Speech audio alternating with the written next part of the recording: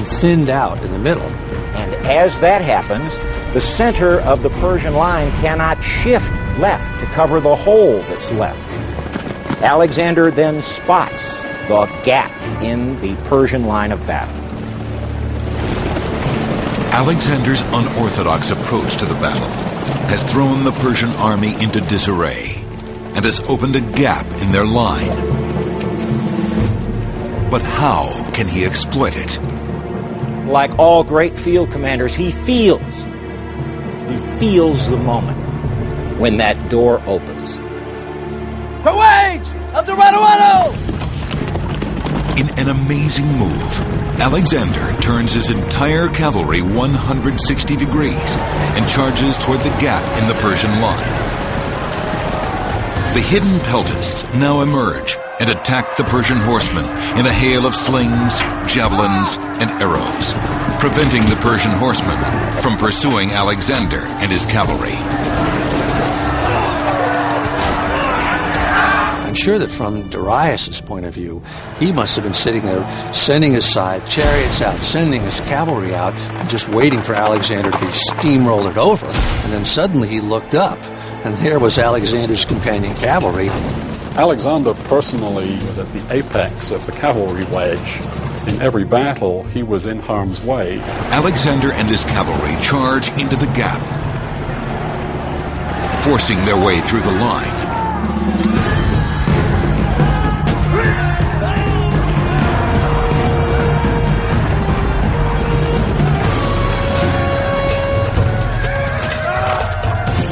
The phalanx is the anvil. The cavalry is now the hammer. The Persian infantry is smashed between them. The Macedonian phalanx find no resistance. They charge forward.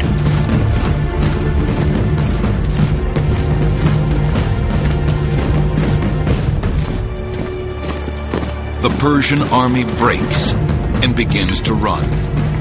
With the Persian center broken, Alexander has one goal now, the most ancient goal of all warfare: kill the king. The battle at GUAGAMELA was fought with the idea that Alexander would meet Darius mano a mano, one-on-one, kill him, mount his head on a cavalry spike. Alexander realized that if you could cut the head off the snake, the rest of the snake would die.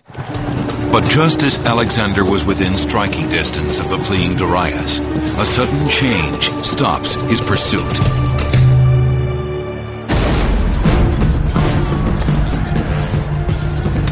Alexander learns that Parmenio's troops are near collapse and may soon be overwhelmed.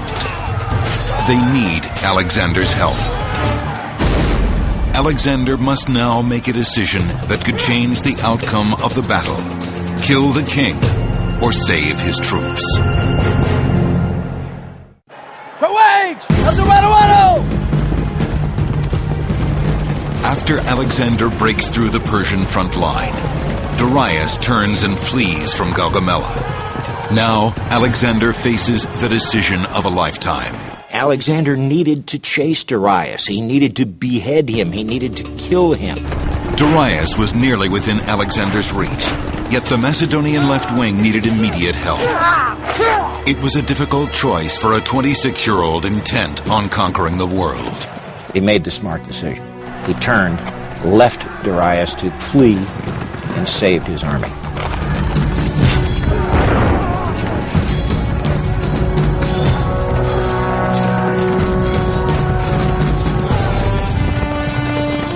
Alexander ran directly into a wall of confused soldiers falling to the rear.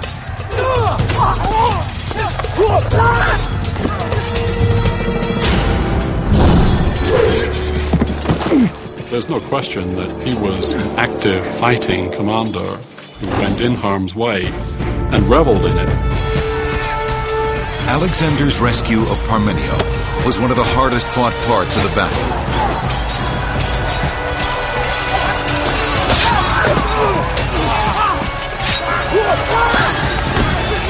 Alexander himself suffered combat wounds the equal of any of his veterans.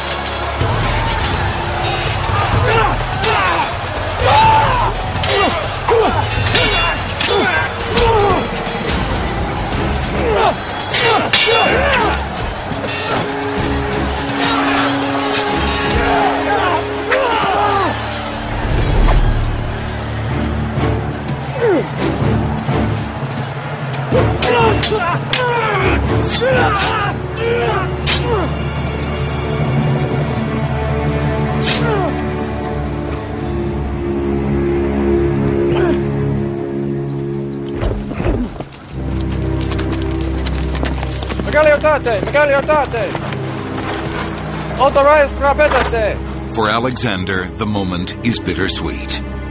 He rescued his left. He saved his army. And he won the battle at Gaugamela.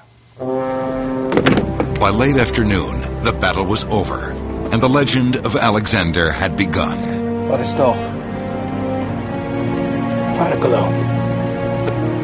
For Alexander, the Battle of Gaugamela was, you might say, the final decisive battle. In fact, after this, Alexander begins to take for himself the titles of the Persian great king. Alexander continued traveling east, conquering the rest of the Persian Empire, crossing the deserts of present-day Afghanistan to conquer the armies of India. And the reason he kept going, I think, was that he just wanted to do things that nobody had ever done, to leave an undying fame and undying glory. He never lost a battle.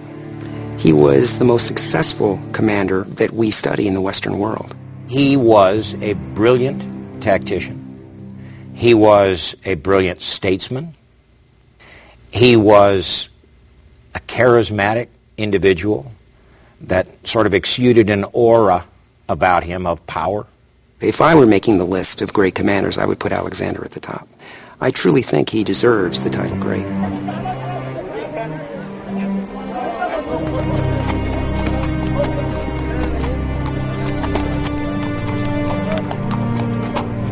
Some sources say that over 1,000 Macedonians were killed at Gaugamela, while the Persian casualties may have been as high as 50,000. Darius escaped into the surrounding mountains, only to be murdered within the year by one of his own generals. Alexander declared himself Lord of Asia, and no one could deny that fact any longer. Alexander was great because he had such clarity in his goals.